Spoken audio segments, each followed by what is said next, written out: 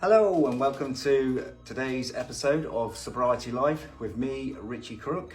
And today's episode is episode 5. And today we're going to be looking at some non-alcoholic beers taste testing as promised, as eagerly awaited.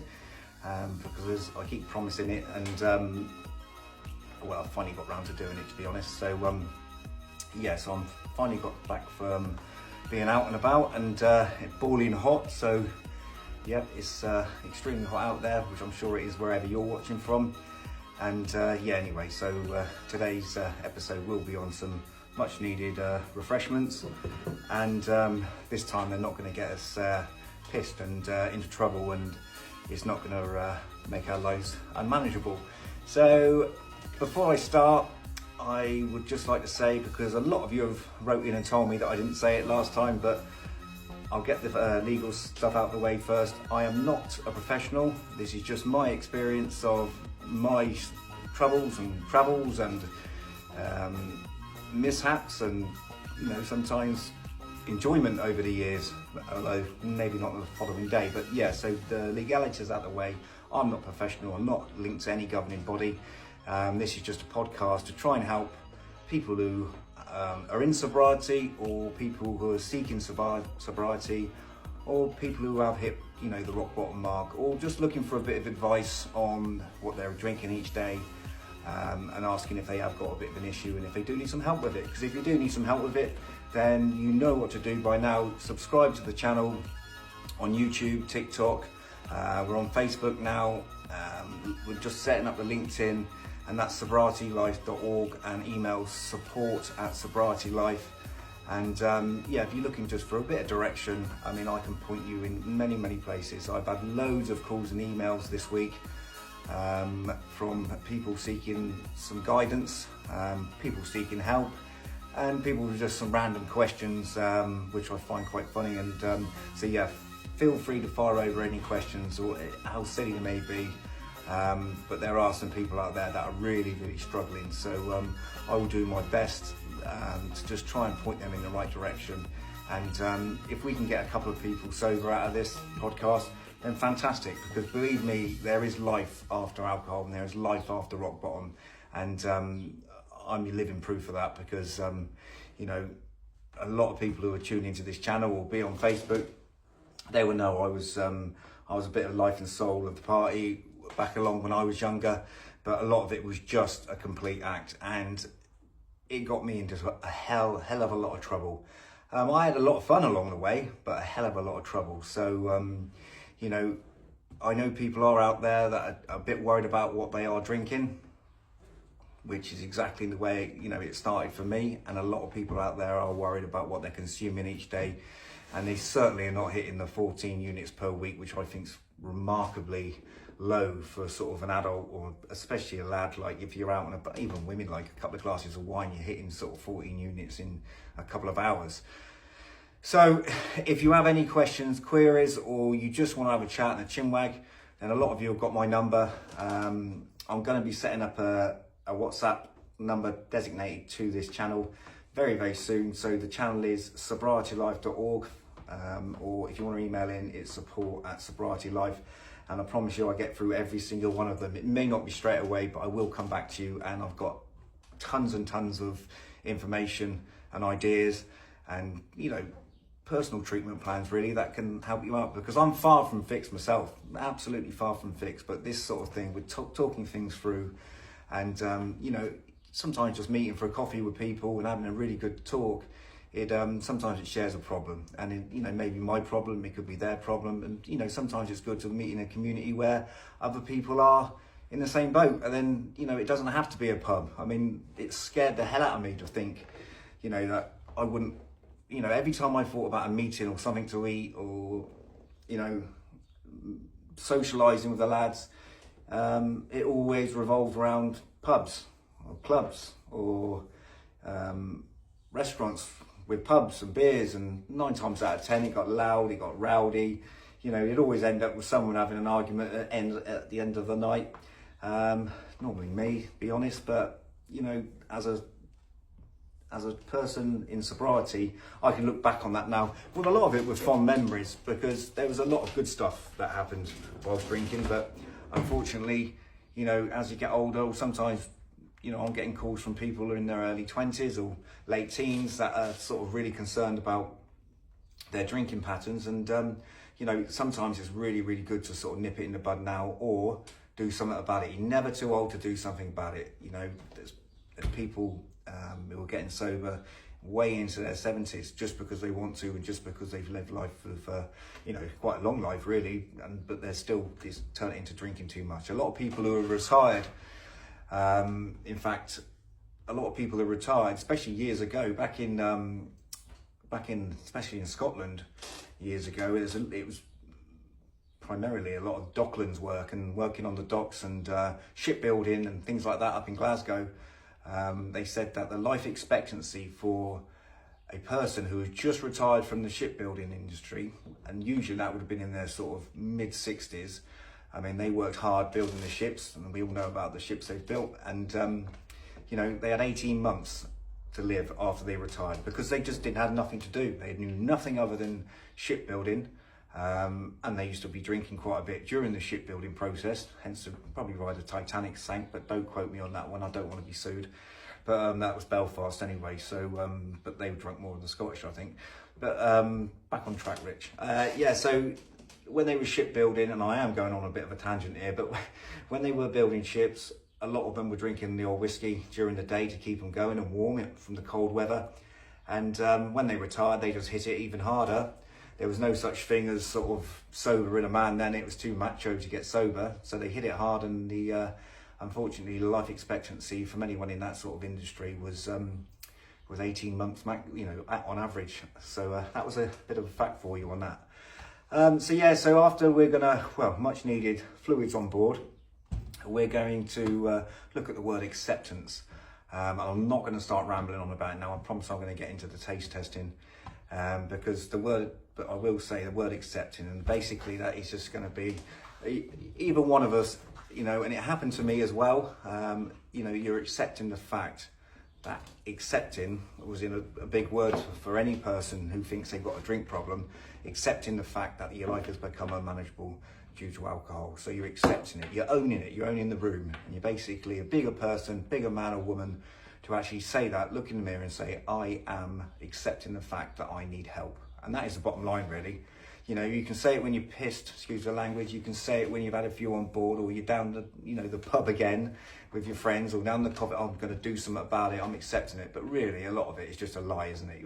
You know, as soon as you get out of the coffee shop or out the post office or wherever the hell you are with your friends, you were drinking as you're going, saying, yeah, I'm going to do something about it. But it really is a big, big, big, powerful word, acceptance. So anyway, due to, you know, a lot of demand and public demand, I'm going to, just going to taste test some non-alcoholic beers. And I've only chosen a few today because, again, I've been really busy and it's packed solid where we live down in Somerset with all the people on the holiday season coming down. So I couldn't move in the supermarkets, and I got cheesed off, and I thought, I've had enough. So and then obviously tomorrow, I'm embarking on my my Willy Fogg journey down to Tenerife from the southwest. So it's going to be a long journey where I'm going to share that journey with you guys, and we're going to, well, if you want to tune in, and we're checking along the way, and yeah, and we'll see what we can't find in France, Spain, Andorra. I might touch on Andorra, I might not. It depends how the traffic is. And then go down through Spain and yeah, try and check out some cuisines and get on the long haul boat from down by Seville to Tenerife. So that's going to be interesting. I'm not overly looking forward to it because I've recently had back surgery for a broken back. Hence why I can't sit still. That's nothing to do with anything else. That's because I can't sit still because of my recent broken back. So I had surgery, and again, I'm going on again. Anyway, I had surgery, and that was 6 weeks ago now. So I'm sort of slowly but surely recovering after pins and plates, back fusion and new vertebrae. So yeah, that's one of my goals during recovery was to start a podcast, which I've achieved. So I'm happy with that. Anyway, back to the taste testing. Right, okay, I have got 1, 2, 3, 4, 5. I've got 5 beers, or and there's one stout, and I think we can all guess what the one stout is. That is going to be the Guinness Zero.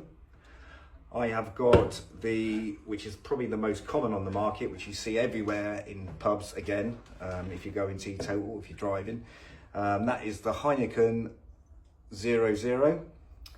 And what I wanted to pick these because they're 0.0, because some of the non-alcoholic beers will be 0.5 or 0.9, and I don't tend to go with them because they still have a certain amount of alcohol in them. Now I know that Heineken 00 has not been brewed through the alcohol process and the alcohol taken out. I think that's due to a lot of sweetness and things like that in that one. But I'm not too sure about the others. But it's always worth reading the back of your non-alcoholic beers that you're going to buy from the supermarkets, because some of them will be brewed exactly the same with alcohol, and they say they take the alcohol out, and believe me, some of them they don't. They don't take as much as they should do, and that's the reason why they have to put 0.5 or 0. Whatever, because they cannot guarantee they're taking all the alcohol out of that drink. So just be aware of that one. Some of them say they're non-alcoholic, but they're not. There is a certain amount of alcohol or the brewing process. So sorry to bore you. Also, I have got the Bavaria, which is from Holland, and that again is a 0.0. So, and I think that is isotonic as well. So it's been brewed with sugars and sweeteners. And sometimes it tells you the calories on there as well, because if you drink too much of this, you're going to end up blowing up because it's just so much sugar in them. And I think this one here, Heineken, has got about 59 calories in it, if I'm right. Yeah, 59 calories. So, you know, a male's allowed 2,500 calories a day and a female 2,000. So just be careful how many of these drinks you're drinking. Like the Guinness is going to have around about 75 calories for that can. Also, we've got the Corona 00, and that is looking at 56 calories. Again, same sort of thing. And we have got I called it Leffe. I mean, this was one of the drinks that I used to really like when I was drinking, or I was sort of in the madness, as I call it, of alcohol addiction. And the alcohol version of this, if you go to France, you'd know about it. It's a very, very strong lager. It's about, sometimes you can get them 8%, but they are really nice to drink. So it'd be interesting to see what the Leffe tastes like. And that has got 78 calories in as well. So always good to read the calories on these. Okay, so let's have a quick taste then. And I will be completely honest, but what I've got to do is, because I brought a case of the Coronas and it's so hot outside, I think it's only due that I put the summer hat on. So I think you agree I'll look a tit in this. But anyway, we will enjoy the summer beers now, and I will give it a mark out of 10. And we're going to start with the Bavaria, okay?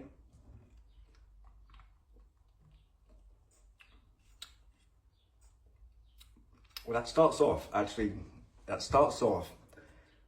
believe that it's going to be a really, really nice drink, but it's got no aftertaste. So you're looking, funny enough, you're looking for that alcohol aftertaste, but there's no aftertaste. It goes really flat straight away. So I'll put that over there, and I'm going to give that, I think I'm going to give that a 5. So that's got a 5. So 5 for the Bavaria. Okay, then we're going to go on the Heineken 0, which is one of the most popular brands on the market.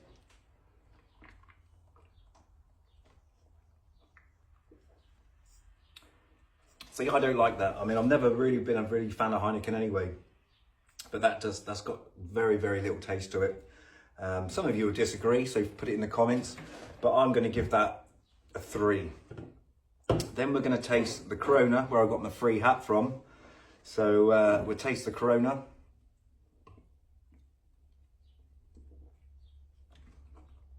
I think that's really nice. I think it's quite crisp. It's got a Corona taste to it, hence Corona, obviously. It's got a Corona taste to it, and I would say that's not a bad drink, so I'm going to give that a 7. Okay, now we're going to try the Guinness.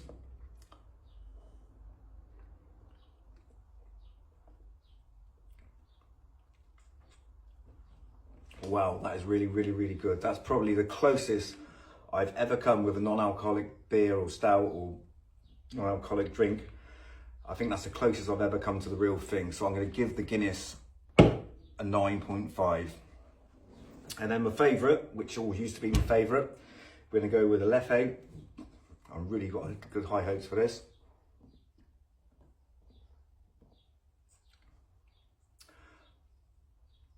Oh, I'm sorry, but that's got a really, really strong taste of Leffe, the alcoholic version to start with. But unfortunately, the aftertaste, when you're waiting for the actual authentic Leffe taste to kick in, it goes dead, it goes nothing, so there's no aftertaste. So I'm going to take the silly hat off now, and sweating even more, I do apologise. And I would say that the Guinness 0.0 draft, when it's cold as well, so it's nice and cold, that is superb. I'm going to give that a 10 out of 10. So if you do like Guinness, I would certainly go with a Guinness 0.0. If you're not a Guinness lover, I would say the Corona Zero is a really nice drink. A little bit disappointed in the Bavaria, but that is the cheapest on the market. You will get 10 cans of that, or 8 cans of that, I think it is, for about £5. And the Heineken Zero, where you get 6 cans of that for about £4.75, depending where you go. That's just like a normal drink. I'd rather drink Coke than drink that and the Bavaria, to be honest, because if you're going to put weight on it, it's full of calories. You might as well drink Coke Zero because there's no calories in it. So anyway, so there we are. I hope you enjoyed the taste testing, and Guinness won that single-handedly. Let me just get a cloth to wipe up some of the spill from the Guinness. I'm sorry about that. But everything is live. I don't pre-record anything. I don't edit anything. Just maybe I'm just practicing with the actual backgrounds and things like that. But the actual thing is the video, the podcast is completely and utterly filmed live. So I don't go back and cut anything out and restart it. So I think that's the best way. And you think you get some more, it's more authentic that way. So, okay, so that's the taste testing done. My next plan with the taste testing is to go do wines, but I've never been a wine drinker. So I'm going to invite some of my friends, some girly friends that I know who are wine drinkers. They do like a drop of wine at weekends. They won't mind me for saying. And what I'll do is I'm going to invite them into the studio, which is coming on. I think you'll agree it's coming on. There's just a few pictures falling off walls and things, but that's just me just rushing into everything. But anyway, stop going off, Rich. Anyway, so I'm going to invite some of my friends to come over, and we will film them as a podcast doing some wine taste testing and see if any wines actually are worth drinking that are non-alcoholic. You know, the good things about these non-alcoholic drinks, so you're not going to get a hangover in the morning. So those of us who suffer really bad with hangovers, you've got nothing to worry about. You wake up with a clear head.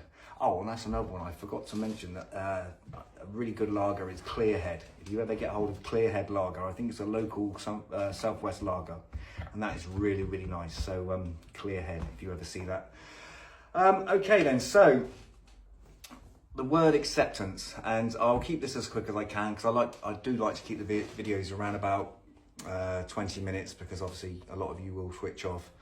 But the word acceptance. So what is the word acceptance? You've been struggling with the addiction. So when I say addiction, there's so many different forms of the addiction, like we've covered on in other podcasts, but you're struggling. You may be drinking, I don't know, 5, 6, 7, 8, 9 beers a night, but you've not got to that problem where you're drinking drinks in the morning, or drinking drinks to get over a hangover, or maybe drinking drinks, or you're drinking drinks in the afternoon, whatever. You might just be at 10 pints, which is a lot, after work, like I was, and it's going on every single day of the week, 7 days a week, 24/7. You know, it's 365 days a year. You have heavier sessions, but you very rarely have lighter sessions than that. That's just one sort of scenario with this sort of addiction that's creeping up on you. Another one would be where maybe you're getting up on the weekend and, you know, we touched on it, where you're just drinking to get over the night before, and then the next night's even worse and whatever, and you've accepted. You need to accept. You need to hit a sort of a surrender point where you say, Rich, or you say whoever your name is, enough's enough. I need to accept the fact, you know, that my life has become unmanageable and I need to get help. You know, because, you know, but before you get to that point, you might have caused a lot of issues in your family. There may be a lot of issues in your own personal life. Your health may have deteriorated, which 9 times out of 10, if you are a progressive drinker, your health will sort of be okay to start with, but then suddenly it will skydive. You'll have serious issues, gastric, your pancreas, your liver, obviously, and your stomach. You will be sort of, you will not be functioning, and you will not be thinking, and your head will be full of brain fog. So we need to actually, we need to embrace the word acceptance. It's not, you don't have to be embarrassed these days to actually turn around to your partner or one of your loved ones, whoever it is, and say, look, I'm accepting the fact that I have got a serious problem and I accept that I need to get some serious help. Because if you don't talk to someone, you're going to end up carry on doing exactly what you're doing for the next 2 or 3 years. And then and I'm not trying to preach in any way, shape or form. And this is just from experience. I wish I got help 10, 15 odd years ago. But if you accept the fact that you're being an arsehole in the evening time, and this is men, women, whoever, old, young, black, white, rich, poor, it doesn't discriminate against anyone. The problem with alcohol can have you if your guard's down. You could be, suffering from depression, anxiety, mental health, and that's when you're at your most vulnerable. You're very, very vulnerable when you're suffering from mental health disease, because because the easiest thing is to reach for a drink, and that blocks it away. So you're not in any pain then for another, however long you are on a session for. So what we need to do is we need to accept the fact that we need help. And the life becoming unmanageable, we know that now. Because when I say unmanageable, it just means that you've accepted it. You don't want to carry on doing the same things what we were doing every single day. It ruins your family holidays. It ruins relationships. It ruins your relationship with children, your kids. It's just a catalogue or a snowball of things that will continue to happen unless you accept the fact. That's a really, really, really strong thing to do. Once you've accepted that fact, you've got the inner strength, to actually be a man or a woman and sort of stand up with your shoulders back and your head held high and say, look, I accept the fact I need to get some help. And that point of when you've actually done that, and it links in with surrender really quite good, is when you need help. But just you're the only people that can actually decide whether or not this is the case for you, whether or not I need to drink 2 pints a night, or I need to drink 1 pint a night, or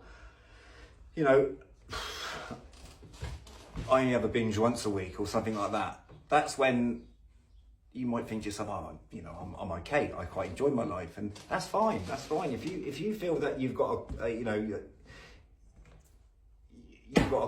control over that you're drinking, I didn't, so hence the reason why I thought I'd share the facts and speak out for it, because it's not it's not that well known across the world, I would say, especially even in the Southwest and in the UK. There's not a lot of people that actually speak out and say, hang on a minute, this is a big problem. This is a serious problem, and the hospitals are not geared up for it. The doctors are not geared up for it. Our friends and loved ones don't know enough about it. So it's a very, very, very silent killer. So if you can actually have the courage and the wisdom and know-how to actually say, actually, I accept the fact of who I am. I need to get some help. And then bang, we can get you some help, or, you can get some help. But feel free to contact me, sobrietylife.org, support@sobrietylife.org. And I will certainly point you in the right direction. I mean, I've got some fantastic friends across the sober community. Some of the friends that I've got across the sober community that I've been into rehab with. It doesn't pay me to say it that I went into a rehabilitation centre, because that was the only way I thought, which was good for me, good for my wife, good for my kids, good for my job, good for everything across the board. I thought I needed to try something different rather than willpower alone, because willpower alone just did not work for me. It might have worked for 2 weeks, but then it hit me even harder the 2 weeks I went back to trying to have a social drink.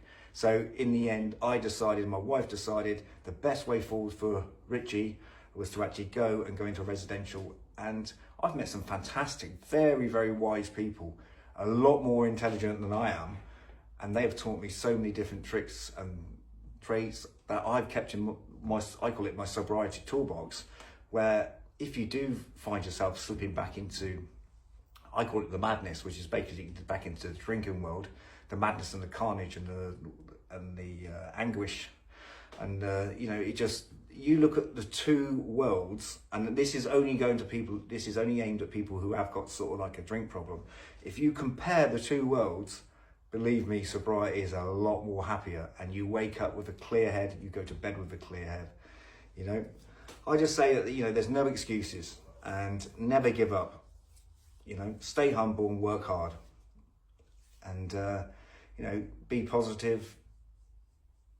And you know, we can really sort of wallow in our own self-pity. So stop wishing for what can actually happen and start doing it. Start doing it. So, you know, I've just reeled off quite a few things there, but, you know, stop wishing and wallowing. Start doing it. Start the actions. Get it done. You know, set goals. And whatever goals you're setting and whatever help you get, just trust the process you're on. Don't give up at the first hurdle. Keep positive. That's the main thing.